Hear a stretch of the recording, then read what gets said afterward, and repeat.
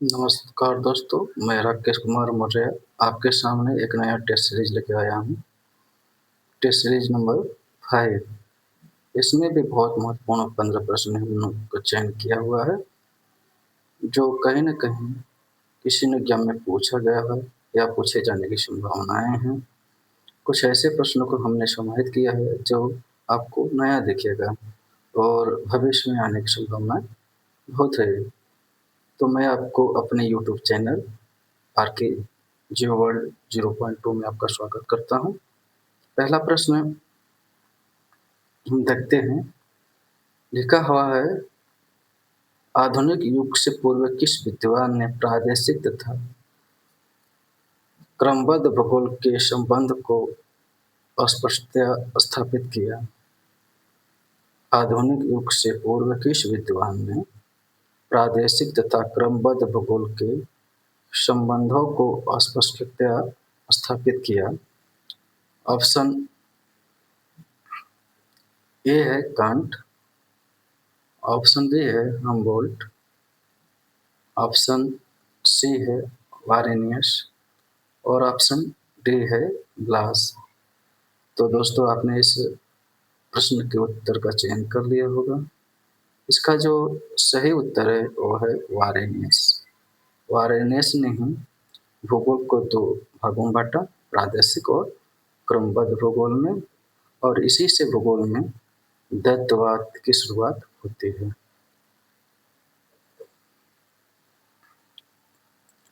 दूसरा प्रश्न है,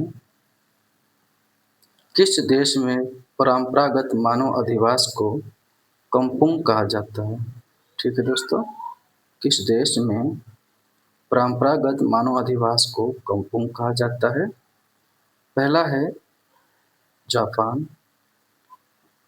option B Malaysia, option C है चीन और ऑप्शन डी है थाईलैंड।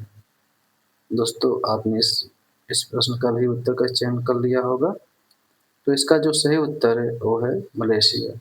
मलेशिया में जो परंपरागत मतलब जो प्राचीन समय से जो आदिवास बनते आ रहे हैं, एक मुख्य रूप से सांस्कृतिक रूप से, जैसे हमारे यहाँ कहते हैं खपरेल। खपरेल भी हमारे यहाँ के पारंपरिक आदिवास कच्चा घर वाले खपरेल जो होते हैं वो भी पारंपरिक आवास के रूप में देखा जाता है। उसी तरह से जब मलेशिया में घास फूस के बने हुए मकानों को, लकड़ी तथा घास फूस पत्ते से बने मकानों को कंपुंग कहा जाता है, जो परंपरागत रूप से बनाए जाते हैं। तीसरा प्रश्न है, यह भी महत्वपूर्ण प्रश्न है, मरुस्थलों में झाड़ियों के पीछे रेत के जमा होने से निर्मित बालुका स्तूपों को क्या कहते हैं? मरुस्थलों में झाड़ियों के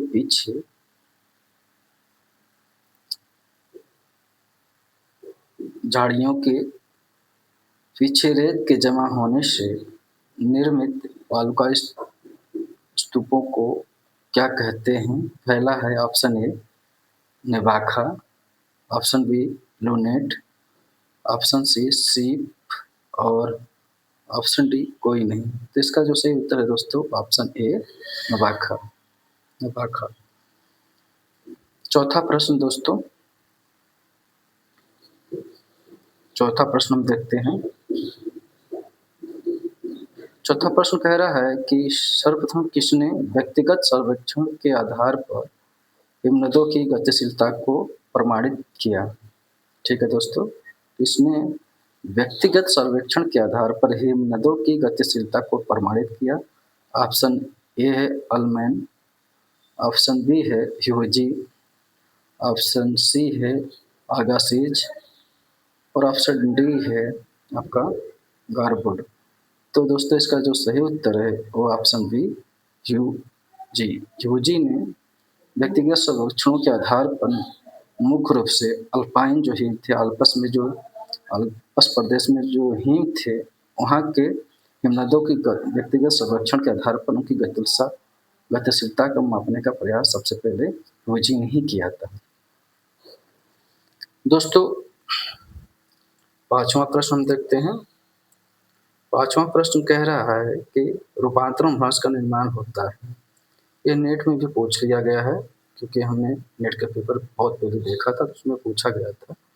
तो हम इस तरह के प्रश्नों का भी चयन किए हैं, कहीं न कहीं पूछा गया या नहीं पूछा गया है, हमने आपसे पहले भी कहा था।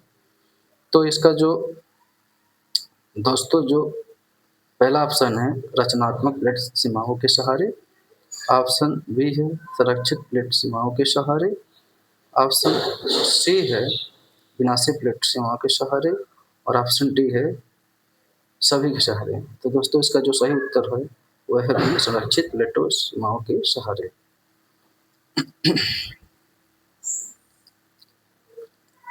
दोस्तों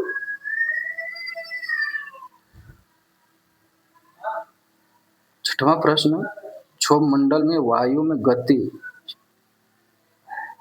निम्नलिखित में से किसके द्वारा होता है? वायुमंडल में जो गति होती है किसके द्वारा होता है? ऑप्शन में दिया हुआ है संवहन द्वारा, ऑप्शन बी सौर भवन द्वारा और ऑप्शन सी जो है वायुदाब द्वारा और ऑप्शन डी जो है गुरुत्वाकर्षण द्वारा। तो दोस्तों जो इसका सही उत्तर है वो है ऑप्शन ए संवहन द्वारा। प्रश्न नंबर 7 ये बहुत महत्वपूर्ण प्रश्न है, आप कहीं अभी ये पूछा नहीं गया है, ठीक है। प्रादीपीय भारत की छत, जल की छत या जल की मीनार किसे कहा जाता है? प्रादीपीय भारत की जल की छत या जल की मीनार किसे कहा जाता है? पश्चिम घाट के वनों को ऑप्शन ए है, ऑप्शन बी है पश्चिम घाट की पहाड़ियों को, ऑप्शन सी है पश्चिम घाट की नदियों को और ऑप्शन डी है उपरोक्त सभी को। तो दोस्तों जो इसका सही उत्तर है वो है ऑप्शन ए पश्चिम घाट के वनों को। पश्चिम घाट के वनों को जल की छत या जल की मीनार भी कहा जाता है। दोस्तों आठवां प्रश्न कह रहा है कि खुले समुद्र में उच्च ज्वार एवं निम्न ज्वार में पाए जाने वाला अंतर कितना होता है? ऑप्शन ए है 0.5 मीटर, ऑप्शन बी है 1.0 मीटर, ऑप्शन सी है 1.5 मीटर, ऑप्शन डी है 2.0 मीटर। तो इसका जो सही आंसर है दोस्तों वह है ए 0.5 मीटर। आठवां दोस्तों जो नौवां प्रश्न है उसको हम देखते हैं। नौवां प्रश्न कह रहा है ग्रामीण क्षेत्रों में समान रूप से उपलब्ध कराने के लिए छोटे शहर पनपते हैं। ऑप्शन ए प्रशासनिक सुविधाओं के लिए, ऑप्शन बी बाजार की सुविधा के लिए, ऑप्शन डी स्वास्थ्य सुविधा के लिए, ऑप्शन डी शैक्षणिक सुविधा के लिए। पहला ऑप्शन है प्रशासनिक सुविधाओं के लिए और ऑप्शन बी है बाजार की सुविधा के लिए, ऑप्शन सी है स्वास्थ्य सुविधाओं के लिए और ऑप्शन डी है शैक्षणिक सुविधाओं के लिए। तो दोस्तों इसका जो सही उत्तर है वो ऑप्शन बी बाजार की सुविधा के लिए। प्रश्न नंबर 10 हम देखते हैं राजनीतिक भूगोल का जनक किसे कहा जाता है? ठीक है दोस्तों, राजनीतिक भूगोल का जनक किसे कहा जाता है? तो इसका जो पहला ऑप्शन है रेटजेल को, ऑप्शन बी जेलेन को, ऑप्शन सी ऑसोफर को और ऑप्शन डी है मैकेंडर को। तो दोस्तों इसका जो सही उत्तर है ऑप्शन है रेटजेल को।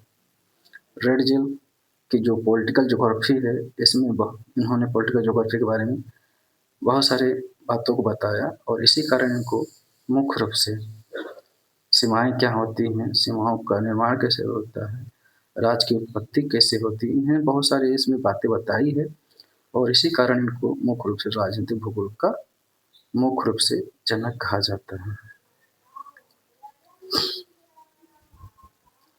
ग्रह प्रश्न है वह दार्शनिक दृष्टिकोण जो इस बात का पक्ष पोषण करता है कि मनुष्य अपनी प्रकृति के निर्माण के लिए उत्तरदायी है।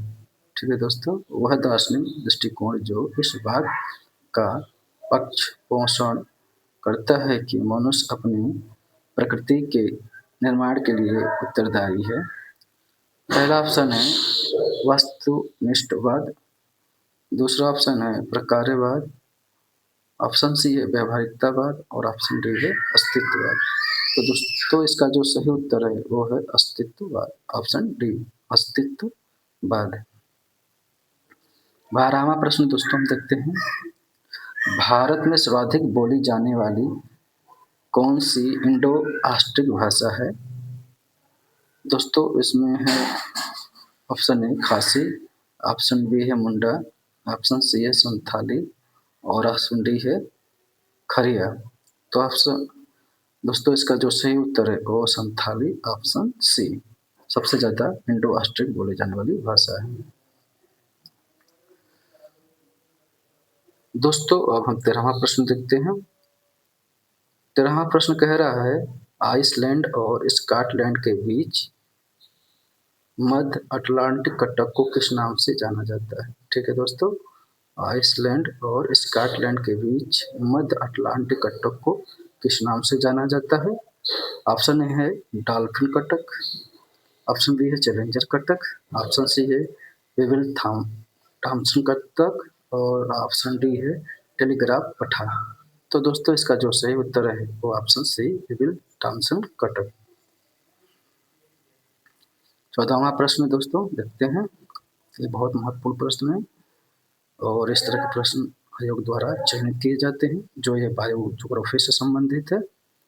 कह रहा है दूसरा अगर देखें 14वां 15वां दोनों है बायो ज्योग्राफी से संबंधित है, जो अच्छे लेवल के प्रश्न दोनों हैं। कह रहा है कि निम्नलिखित में से कौन जैव एवं अजैव संगठनों के मध्य बिचौलियों का कार्य करता है? 14वां प्रश्न कह रहा है कि निम्नलिखित में से कौन जैव एवं अजैव संगठकों के मध्य बिचौलियों का कार्य करता है? पहला है उत्पादक, दूसरा है उपभोक्ता, तीसरा ऑप्शन अभियोजक और चौथा ऑप्शन है डी उपरोक्त सभी। तो दोस्तों इसका जो सही उत्तर है वो ऑप्शन ए है उत्पादक। उत्पादक जो होते हैं जैव तथा अजैव घटकों के मध्य बिचौलियों का कार्य करने का कार्य करते हैं।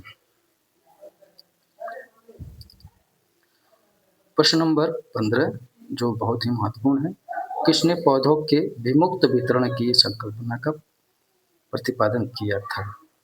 किसने पौधों के विमुक्त वितरण की संकल्पना का प्रतिपादन किया था? ऑप्शन ए है वेलास, ऑप्शन बी है कैंडोल, ऑप्शन सी है अर्नेस्ट नेस और ऑप्शन डी है इकेटियर। तो दोस्तों इसका जो सही उत्तर है आपने सोच भी लिया होगा, option B Candolle, option B Candolle इसका सही उत्तर है। दोस्तों ये ज्योग्राफी का 5वां टेस्ट सीरीज का 15 प्रश्न यहाँ पे समाप्त होता है। मैं आपसे कहना चाहूँगा कि इस अगर आप हमारे चैनल इस चैनल आर के जो वर्ल्ड 0.2 से आप नहीं जुड़े हुए हैं तो आप उससे जुड़ जाइए और इसी तरह से 15-15 प्रश्नों का टेस्ट सीरीज पाने के लिए आप हमारे यूट्यूब चैनल को सब्सक्राइब करके और बेल आइकन जो है इसको प्रेस कर लीजिएगा और लाइक और कमेंट कर दीजिएगा कि आपने इस 15 प्रश्नों में से कितने प्रश्नों के उत्तर दिए। इससे क्या होगा कि इससे मुझे जानकारी मिलेगी कि आपकी तैयारी कैसी है और एक मेरा मनोबल बढ़ेगा कि अगला मैं टेस्ट सीरीज 6ठा मैं आपके सामने लेके आऊँ। आज के लिए बस इतना ही, धन्यवाद दोस्तों।